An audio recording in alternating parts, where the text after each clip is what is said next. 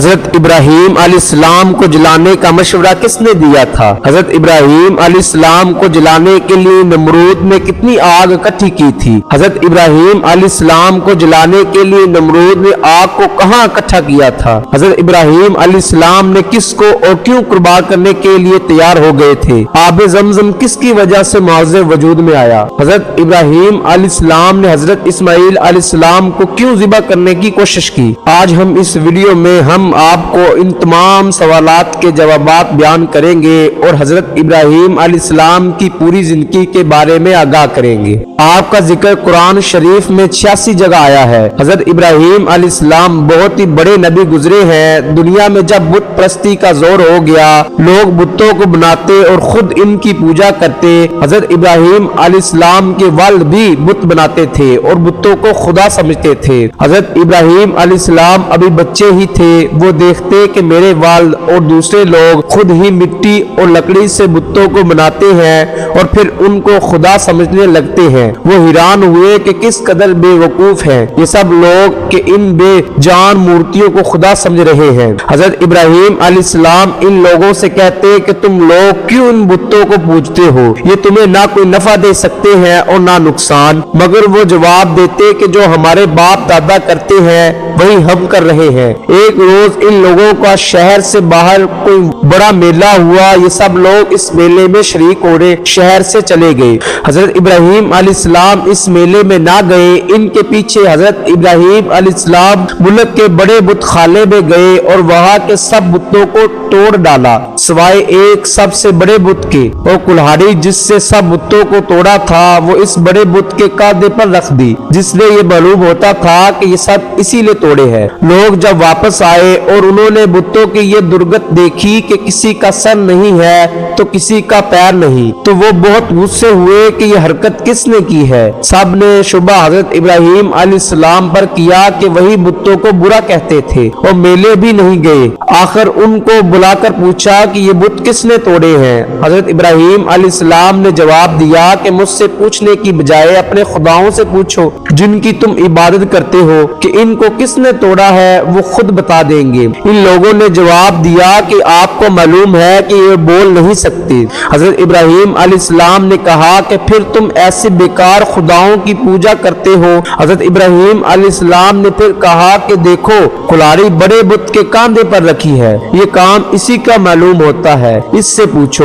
یہ لوگ بہت ناراض ہوئے اور ان کے باپ آزر سے شکایت کی کہ تمہارا بیٹا ایسی حرکت کر رہا ہے، اس کو سمجھا لو ورنہ اچھا نہ ہوگا۔ حضرت ابراہیم علیہ السلام نے اپنے باپ کو بھی سمجھایا اور بت پرستی سے منع کیا اور عرض کیا کہ اے باپ، میں ڈرتا ہوں کہ تم پر خدا کا کوئی عذاب نازل نہ ہو۔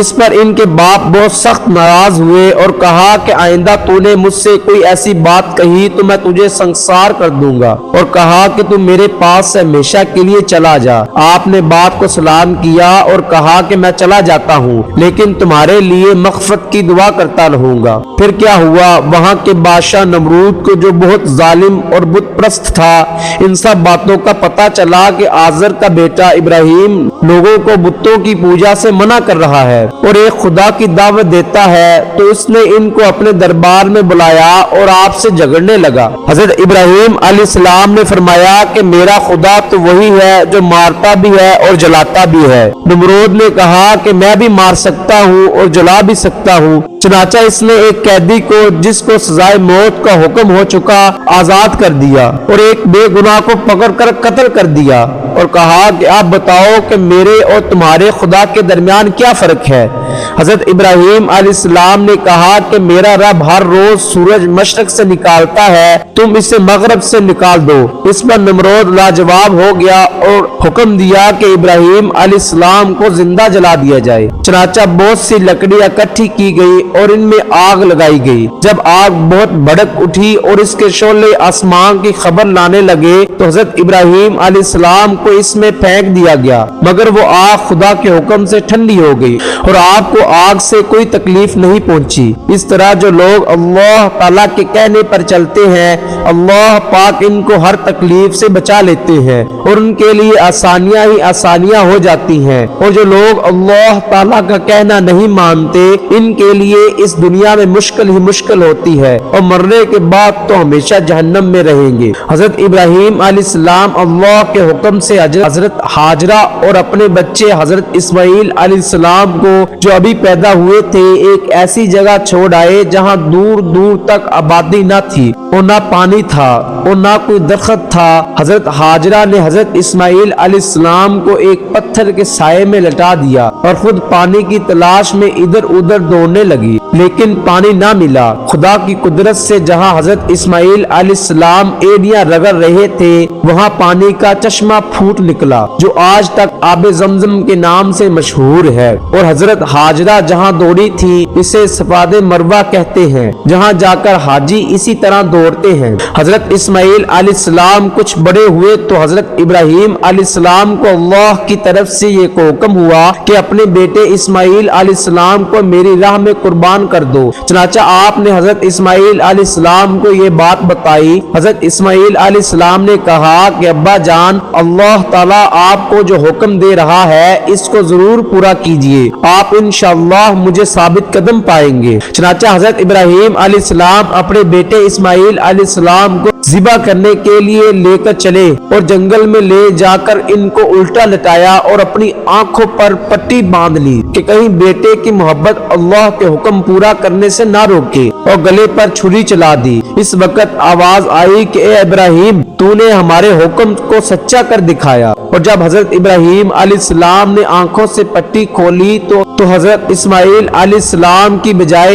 एक दुम्बा ज़िबा किया हुआ पड़ा था। इस वाक़े की याद में मुसलमान हर साल कुर्बानी करते हैं। हजरत इब्राहीम अलैहिस्सलाम और हजरत इस्माइल अलैहिस्सलाम की जिंदगी से हमको बहुत सबक मिलते हैं। हजरत इब्राहीम अलैहिस्सलाम ने हमको सिखाया कि अल्लाह की रजा के लिए माँ बाप को छोड़ा जा सकता है, अपने मुल्क और बरादरी को खैर बात कहा जा सकता है, अपने बच्चे और बीवी को जंगल में बेसरो सामान छोड़कर इनसे भी पीठ फेरी जा सकती है। अल्लाह ताला अगर किसी मुसलमान का इम्तिहान लेते हैं और उसमें वो कामयाब हो जाता है तो अल्लाह ताला इसको फिर और ज्यादा नेमतें देते हैं। जब हजरत इस्माइल अलैहिस्सलाम जवान हुए तो हजरत इब्राहीम अलैहिस्सलाम और हजरत इस्माइल ने मिलकर खाना काबा को दोबारा तामीर करना शुरू किया। और जब हजरत इब्राहीम अलैहिस्सलाम ने अल्लाह ताला से दुआ की कि ऐ मेरे रब, इस शहर को लोगों के लिए अमन की जगह बना दे, मुझे और मेरी औलाद को बुतों की पूजा से बचाए रख। ए हमारे रब, मैंने अपनी औलाद को मैदान में जहाँ खेती नहीं होती तेरे इज्जत वाले घर की खातिर आबाद किया है, ताकि ए मेरे रब ये नमाज पढ़े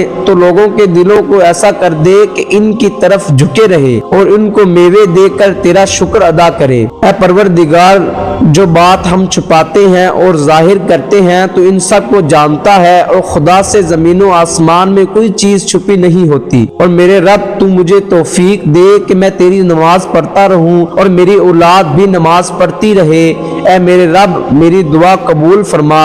ऐ मेरे रब, हसाबो किताब यानी क़यामत के दिन मुझको और मेरे माँ बाप को और मोमनों को बख्श दे। ये वही खाना काबा है जहाँ सारी दुनिया से लाखों मुसलमान हर साल हज करने आते हैं और जिसकी तरफ मुंह करके हम सब मुसलमान 5 वक्त की नमाज अदा करते हैं।